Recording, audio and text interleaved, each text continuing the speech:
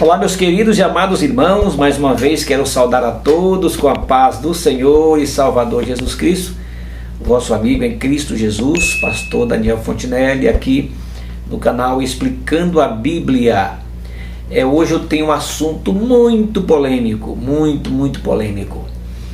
Eu sei que eu tenho uma consciência que nem todas as pessoas que assistem aos nossos vídeos concordam com o nosso ponto de vista. Ninguém é obrigado a concordar 100% com o nosso ponto de vista, mas também não se pode discordar sem ter uma argumentação convincente. Você concorda? Então, se você tem uma opinião mais convincente, tem textos tanto na história como na cultura, como na Bíblia, na questão também da arqueologia, da história, da cultura, da hermenêutica, da exegese. Se você não tem um conhecimento amplo sobre esses pontos importantes na teologia, então discordar seria realmente uma falta de entendimento, de sabedoria e de coerência. Mas de já quero dizer que a minha intenção aqui não é de forma alguma fazer da minha verdade uma verdade absoluta ou do meu ponto de vista uma verdade absoluta. Claro que não. Nós, como teólogos, seres humanos que somos, cometemos erros de interpretação, erros de palavras, enfim. Se a Bíblia fosse clara 100% no que ela diz, não haveria necessidade de um estudo minucioso sobre o texto. Não haveria necessidade de hermenêutica, de homilética, de exegese. Não haveria necessidade de estudarmos também a escatologia, que é um assunto muito difícil. Enfim, a Bíblia ela deixa pontos em que a gente tem que interpretar. Claro que a própria palavra de Deus diz que em nenhuma parte das Escrituras é de interpretação humana, ou seja, não foi o homem que interpretou, foi o Espírito Santo que inspirou.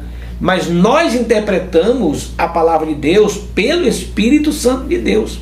Não é ao nosso bel prazer, da maneira que nós entendemos ou achamos, tá certo? Mas hoje eu quero falar sobre a veracidade das Sagradas Escrituras e os possíveis erros de copistas e tradutores. Pesado, né?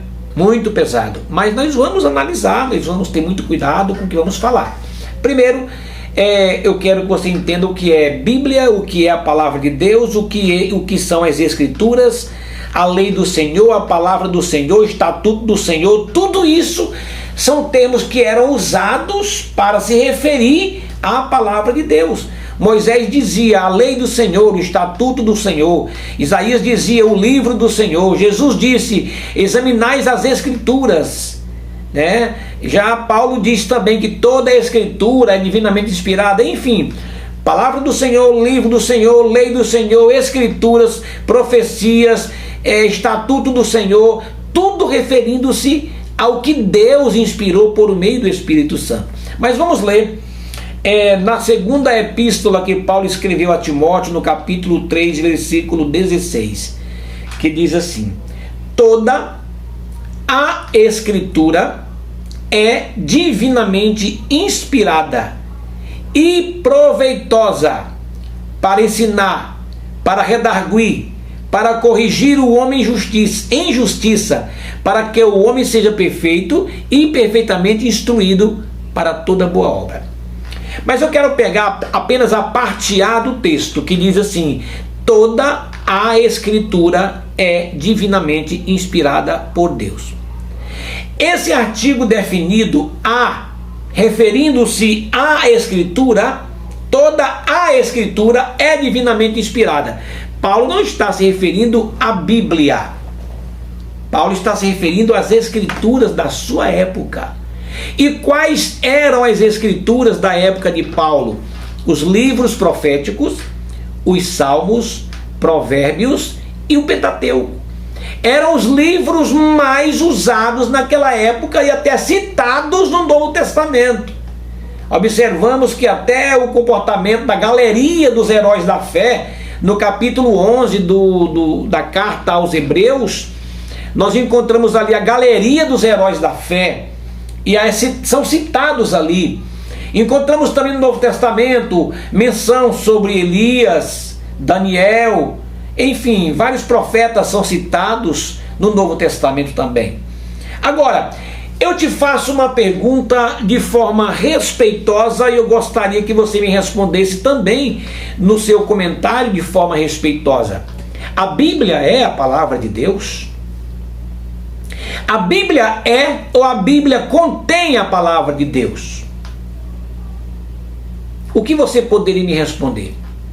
Eu tenho certeza que 95% dos estudantes da Bíblia, eu tenho certeza que 95, no mínimo, por cento dos pastores teólogos afirmam que a Bíblia é a palavra de Deus. Bom, se a Bíblia é a palavra de Deus, nós não podemos demeritá-la. Mas o que é a palavra de Deus? A palavra de Deus são os livros que são inspirados pelo Espírito Santo. Os livros que não foram inspirados pelo Espírito Santo não estão nos cânones das Sagradas Escrituras, não passaram pelos cânones na vara de medir, no Concílio de Trento, no Concílio de Nicéia, na Septuaginta. Quando foram decidir sobre tudo isso, nesse contexto, muitas coisas mudaram. Na transliteração das palavras do hebraico para o grego, para o inglês, para o espanhol, para o português, para o latim, houve muitas mudanças nas palavras. Haja visto que muitas editoras querem publicar uma Bíblia nova, com palavras diferenciadas, com sentidos diferentes, enfim. Se você ler um texto, você comparando com outro texto, você vê que existe na tradução, a corrigida para atualizada, a NVI, são várias Bíblias que têm o mesmo texto, mas que têm palavras diferentes. A Bíblia que mais contém erros de português e erros ortográficos chama-se a Bíblia Apologética. A Bíblia Apologética tem erros ortográficos gravíssimos, tem erros de português gravíssimos, erros de digitação gravíssimos. Não era para ter, porque é a palavra de Deus, não era para ter. E nós encontramos na Bíblia erros de tradutores, erros de copistas, principalmente erros de copistas. Na hora de copiar a Bíblia, na hora de traduzir, houve erros de palavras. Por exemplo, vou dar um exemplo aqui a nível de cultura, a nível de países diferenciados e a nível de localização e cultura. Uma questão cultural, por exemplo. Digamos que eu quero me referir aos portugueses, aqueles irmãos que estão lá em Portugal. Se eu disser em uma igreja lá em Portugal, eu peguei no paletó do pastor Antônio da igreja em Portugal e achei seu paletó bonito. O que é paletó lá em Portugal? Sabe o que é paletó em Portugal? Você já parou para pensar o que é paletó? Para nós, paletó é uma vestimenta. É uma roupa que se veste, onde os pastores usam para ir para o culto. Isso é um paletó. Sabe o que é paletó em Portugal? Fato. Referindo-se às vísceras do homem. Isso é um paletó. Fato. Sabe o que é durex? Aquela fita adesiva, durex. Se eu dissesse assim para os portugueses, eu coloquei durex na boca do menino. Sabe o que é durex lá para os portugueses? Camisinha. Aquela camisinha que se usa no ato sexual. Aquilo é camisinha. Observe que uma palavra, ela é diferenciada na questão cultural do país. Vamos para o Nordeste, para o Sul do Brasil. Comparando o Nordeste com o Sul do Brasil. Aqui no Nordeste, macaxeira é uma raiz que se come. Sabe como é que se chama macaxeira em São Paulo, no sul do país? Mandioca. Ninguém come mandioca no Nordeste. Aqui no Nordeste, mandioca é uma raiz que se dá para o gado. Não é uma raiz comestível pelo ser humano. Então, se na cultura local, no mesmo país, difere de palavras, se na cultura brasileira, o português que vem de Portugal também tem diferença, por que não na transliteração das palavras da Bíblia não possa ter erros de tradutores? A pergunta que eu fiz foi: você acredita que a Bíblia é a palavra de Deus ou a Bíblia contém a palavra de Deus? Vamos lá. Eu disse que a Bíblia, eu disse que a palavra de Deus são os livros inspirados por Deus. E você concorda comigo? Se eu disser que esta Bíblia esta Bíblia é a palavra de Deus, eu não estou cometendo um erro. Eu não estou cometendo um erro. Mas se eu disser assim, a Bíblia é a palavra de Deus, aí eu estou incluindo a Bíblia católica também como palavra de Deus. Porque a Bíblia não tem uma distinção. Bíblia católica, Bíblia evangélica, tudo é Bíblia.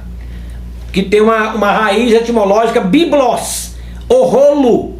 Quer dizer, são um conjunto de vários pequenos livros inseridos em um só compêndio, em um só livro. Um conjunto de pequenos livros num só livro. Isso é biblos, isso é rolo, isso é Bíblia para o português, tá certo? Então veja bem, se a Bíblia é a palavra de Deus, se eu afirmar a Bíblia é a palavra de Deus, eu estou dizendo que a Bíblia católica também é a palavra de Deus, quando na verdade a Bíblia católica, com todo respeito, ela não é a palavra de Deus, ela contém a palavra de Deus, porque lá tem 7 livros chamados de livros apócrifos. Nesses livros apócrifos nós não encontramos inspiração, porque eles não passaram pelos cânones. O que significa apócrifo? O prefixo apó quer dizer fora de, ou seja, fora da inspiração, algo que está oculto, algo que não está nos cânones das sagradas escrituras. Apó, fora de, krifos, quer dizer fora de inspiração, fora de conhecimento. Então os livros apócrifos foram inseridos pela Igreja Católica em um período chamado de período interbíblico, que foi um período de 400 anos de silêncio, quando Deus silenciou, sem usar profeta, sem falar com mais ninguém. Isso se deu no tempo do profeta Malaquias até o profeta João Batista. Foram 400 anos de silêncio. A Igreja Católica fez o quê? Ela pegou os livros apócrifos e inseriram na Bíblia, como se fosse inspiração de Deus. Então, se eu disser que a Bíblia é a palavra de Deus, eu estou dizendo que todas as Bíblias são a palavra de Deus, quando na verdade os livros apócrifos inseridos na Bíblia católica não fazem parte da palavra de Deus. Então o que é a palavra de Deus? São os livros inspirados por Deus. Nós encontramos na Bíblia Sagrada vários textos. Encontramos Moisés falando que a Bíblia é o estatuto do Senhor. Por exemplo, Salmos, no Salmos 1, versículo 2, o salmista chama de a lei do Senhor. A lei do Senhor. O salmista reconhece a palavra de Deus como a lei do Senhor. Nós encontramos em Isaías, no capítulo 34, versículo 16, ele chama de o livro do Senhor. No tempo de Isaías não tinha Bíblia, gente. Era o livro do Senhor, referindo-se ao livro da lei.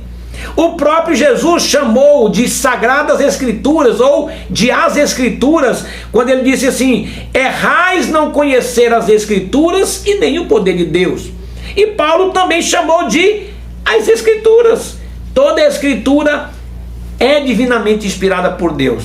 Quando ele fala toda a escritura, na questão do artigo definido a escritura, ele se refere à escritura na sua totalidade, que são livros inspirados por Deus. Isaías, Jeremias, Salmos, Provérbios, os livros profetas e o Pentateuco. Eles já tinham isso em mente, que eram livros inspirados por Deus, e que depois eles inseriram em um compêndio, em um só livro, e fizeram a Bíblia.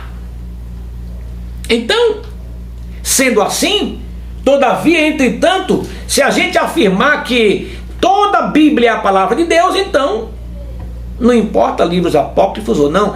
Pedro escreveu na sua segunda epístola, no capítulo 3, versículo 15 e 16, ele disse assim que haviam pontos importantes nas epístolas de Paulo, até de difícil entendimento, mas que alguns incautos, algumas pessoas traduziam de forma errada, interpretavam de forma errada, e até as outras escrituras. Versículo 16 da segunda epístola de Pedro, capítulo 3, ele fala de outras escrituras. Quais são essas outras escrituras? Livros apócrifos, que não são escrituras inspiradas por Deus. São escrituras porque foram escritas, mas não inspiração de Deus. Não, de forma alguma. A Bíblia teve um período de aproximadamente 1500 anos para ser escrita, para ser formada. 1500 anos. Deus usou aproximadamente 40 escritores de etnias diferentes. Na Septuaginta foram 72 pessoas selecionadas, 6 pessoas de cada tribo. 6 rabinos de cada tribo selecionados para formar na Septuaginta os textos sagrados, formando assim 72 pessoas. Por isso que se chama Septuaginta, porque traz o número 70 entre essa quantidade de 70 a 72 pessoas. Então a Bíblia, ela não deixa de ser a palavra de Deus, mas a palavra de Deus forma sim as Escrituras, sim. Buscai no livro do Senhor, examinai as Escrituras, porque vós cuidais ter nelas a vida eterna, e são elas que de mim testificam. Quando Paulo diz toda a Escritura, repito, ele se refere à Escritura na sua totalidade, mas existe um texto, numa tradução, que diz toda Escritura divinamente inspirada é proveitosa.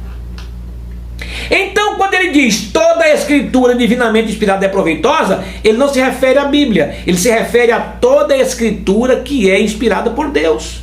Porque Deus não se limita somente à Bíblia. Existem muitos livros na atualidade que são inspirados por Deus, mas nenhum desses livros superam a Bíblia Sagrada. Embora a Bíblia tenha erros de copistas, erros de tradutores, erros de digitação, enfim, existem grandes erros na Bíblia, existe sim. Que uma pessoa leiga que só lê a Bíblia não entende, ela jamais vai entender isso, mas quem estuda, quem é teólogo, quem é zeloso pela palavra de Deus, encontra esses erros, mas não podemos falar isso para qualquer pessoa, temos que ter muito cuidado. Eu tenho aqui anotações que eu fiz sobre este assunto, muito importantes, mas eu não vou ler, porque se eu for ler isso aqui vai tomar muito tempo. Anotações que eu tenho aqui importantíssimas. Eu estudo todos os dias a palavra de Deus. A minha especialidade é genealogia e o hebraico. Eu gosto muito dessa área.